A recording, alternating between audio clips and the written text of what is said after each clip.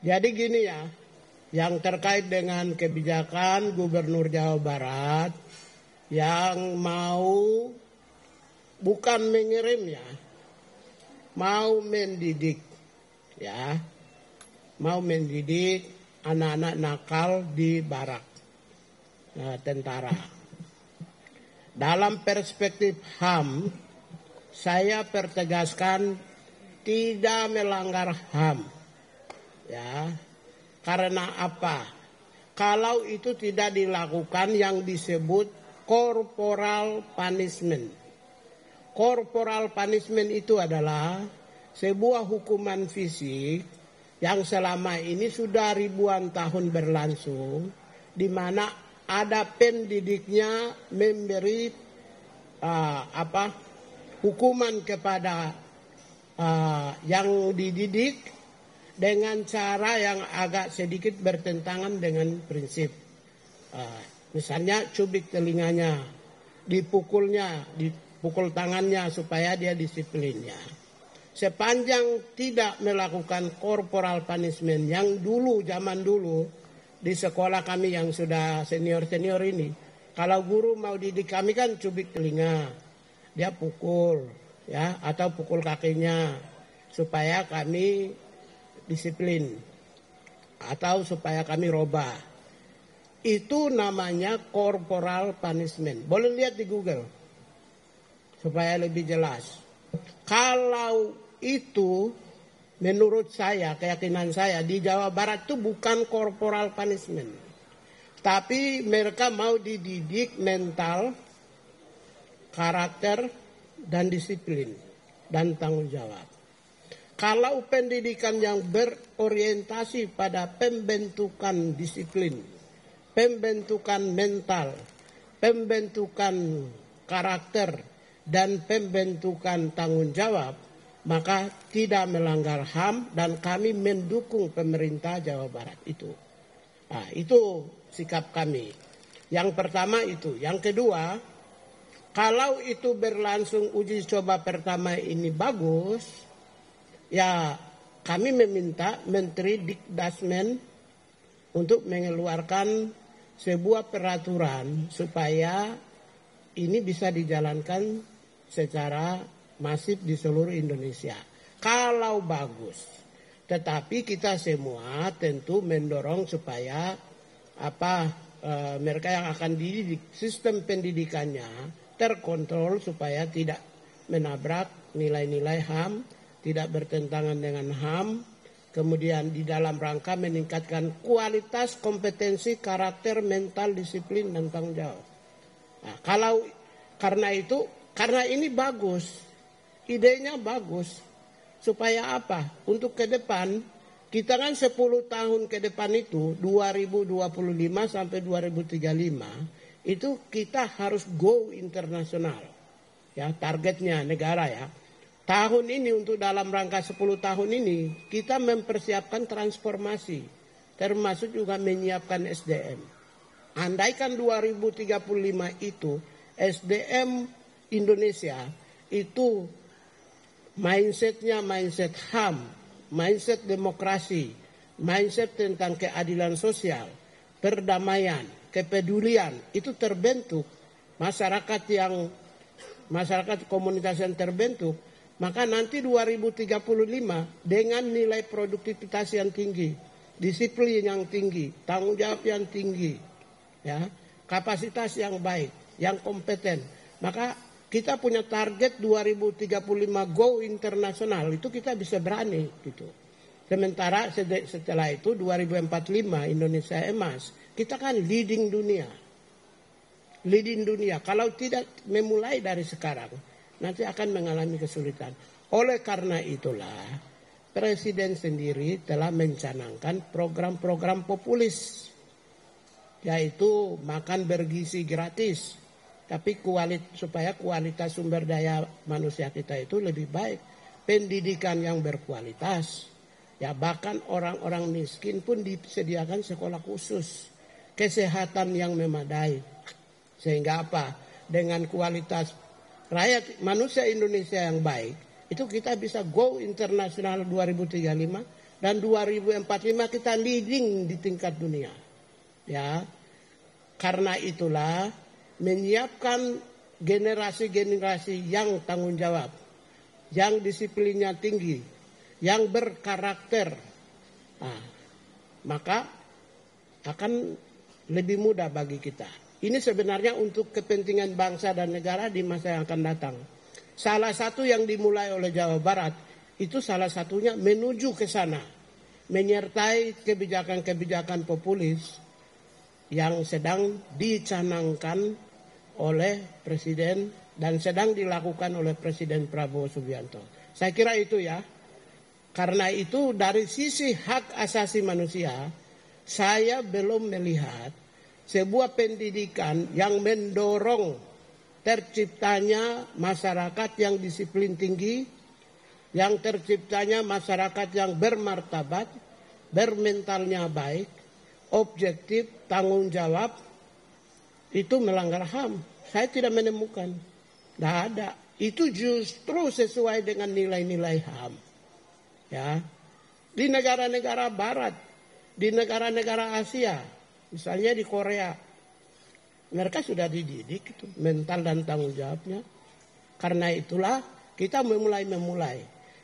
Kita memulai dan kita harus apresiasi kepada Gubernur Jawa Barat yang memulai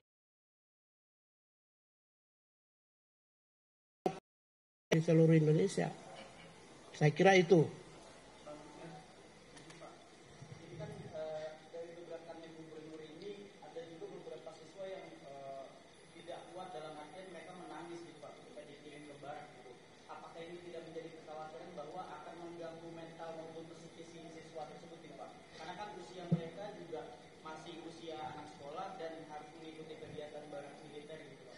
Ya itu kasuistik, saya tidak bisa masuk karena saya belum tahu.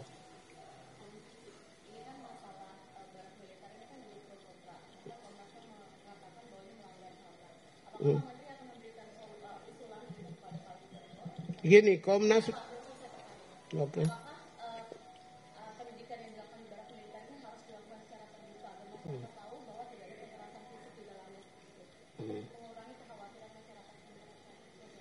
Ya, yang kedua, ya kita semua harus mendorong, media juga ikut serta, komunitas masyarakat juga ikut serta, civil society ikut serta, pengamat ikut serta supaya kualitasnya lebih bagus.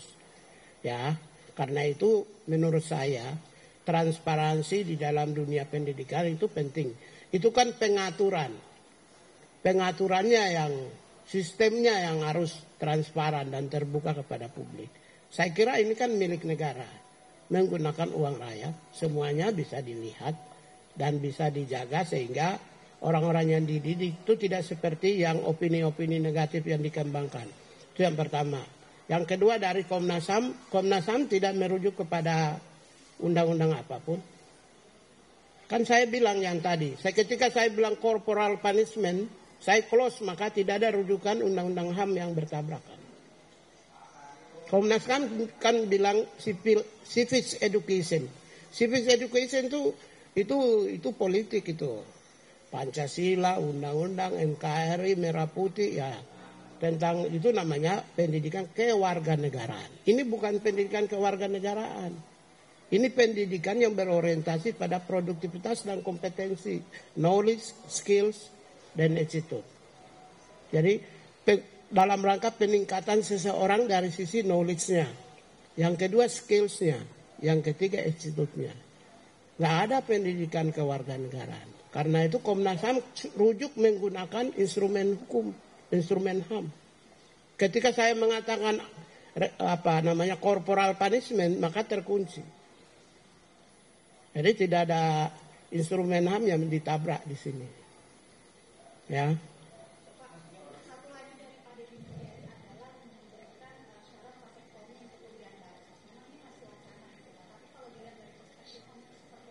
Ya.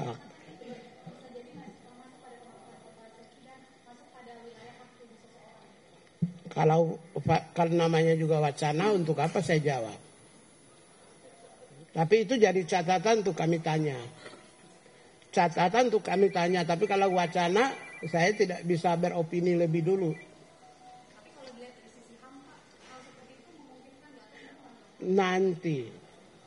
Nanti kami tanya dulu. Jadi, kita kan sama-sama pemerintah. Kewenangan yang diberikan kepada kami itu adalah mengkoordinasikan dengan pemerintah provinsi kabupaten kota. Ya pastilah kita akan nanti berdiskusi supaya nilai-nilai HAM-nya itu lebih kuat. Ya, kalau pakai hukum Pareto itu 90%, sekalipun hanya dari sisi 1% nilai HAM, tapi dia mempengaruhi seluruh sistem dalam pelaksanaan pendidikan di barak militer. Jadi nilai HAM-nya akan lebih dominan. Kami bukan hanya sekedar mengawasi, tapi kami akan ikut memberikan masukan-masukan yang lebih. Kami akan berikan masukan. Bahkan saya sudah diskusi dengan para eselon 1. Nanti justru kita akan berikan masukan 1, 2, tapi bukan sekarang ini ya. Karena sekarang ini nggak bisa langsung masuk. Mungkin ke depan kalau itu menjadi sistem yang disepakati secara nasional, maka pendidikan HAM kemungkinan satu sesen adalah pendidikan hak asasi manusia atau humanisme. Ya kita lihat kami semua yang punya anak ini ketika masuk SD atau SMP itu kenakalannya minta ampun. Ya karena itu dari awal itu kita terapkan tuh bagaimana menghormati antar sesama siswa. Itu pasti nilai-nilai humanismenya yang kami di sini juga sudah mulai memproduksi beberapa media, terutama di film-film kecil ya, Amira, Si Kecil Amara. Nanti nonton aja Si Kecil Amara. Si Kecil Amara itu cerita untuk anak-anak kecil yang TK, SD, mereka bagaimana menghormati hak dan kewajiban setiap individu. Kita sudah memulai juga dari kecil. Itu seirama juga. Ya. Dua pertanyaan Pak. Satu, tadi Bapak bilang kalau ini kan sedang pilot project ini, balik lagi ke barat. Pengiriman anak ke barat itu pilot project dan kalau bagus akan dilanjutkan dan diluaskan penerapannya. Cuma kalau nggak di stop. Nah, itu bagaimana cara Kementerian HAM atau pemerintah mengaudit pelaksanaannya saat pertama kali pelaksanaan ini. Terus kedua, sebenarnya saat Gubernur Jawa Barat Pak Deddy Mulyadi itu mengungkapkan rencana dia untuk mengirim anak ke barat, Pak Prabowo udah tahu belum sih Pak? Seluruh pemimpin maupun rakyat pasti tahu lah kalau media muat. Jadi nggak mungkin nggak ada yang tahu. Pemimpin mana sih sekarang seperti dunia yang terbuka gini nggak ada yang tahu. Saya pikir semua tahu. Saya yakin pemimpin kita juga tahu, rakyat sendiri juga tahu semua. Ya. Kalau audit itu merupakan kewenangan kementerian. Nah, tapi audit kan harus kerja dulu baru kita audit. Tapi sebelum kerja nggak bisa. Paling-paling juga tahun depan. Tapi karena kami pemerintah, kami masuk. Ikut masuk, mendorong, mendukung. Audit itu bukan untuk punishment ya. Audit itu lebih kepada peningkatan kualitas. Jadi perbaikan. Jadi kalau yang kurang kita perbaiki, kalau yang bagus dipertahankan, yang belum ada diadain. Berarti ada kualifikasi lagi, ada timnya yang dari kementerian dari pemerintah. Bukan, itu audit itu salah satu kewenangan yang diberikan oleh pemerintah kepada Kementerian HAM. Jadi saya punya tugas, salah satunya audit. Audit itu tugas, kami punya kewenangan di sini. Hanya kalau kata-kata audit itu kan agak gimana ya. Jadi itu tidak mungkin kita audit sekarang karena kementerian aja baru jadi. Paling 2026 ke atas. Saya masuk ke perusahaan yang diberi kewenangan langsung audit terhadap perusahaan aja. Saya masih 2026 ke atas. Tidak bisa langsung begitu aja ucuk-ucuk. Kita lakukan audit belum apa-apa gitu kan. Masih bukan tim, itu tugas pejabat di sini. Jadi itu masih lama 2026 ke atas. Ya. Hah? OCI ya? Ya, ini keren juga ini. Mantap juga bahasanya ini. OCI kayak macam Oke. Itu sudah kemarin dari tim Dirjen sudah turun ke Taman Safari dan sedang dirumuskan oleh Dirjen dan kemungkinan konferensi pers ya. Nah, ada timnya yang dipimpin oleh ada Pak Wamen, Pak Dirjen juga sedang akan nanti audit rilis ke media dalam waktu dekat.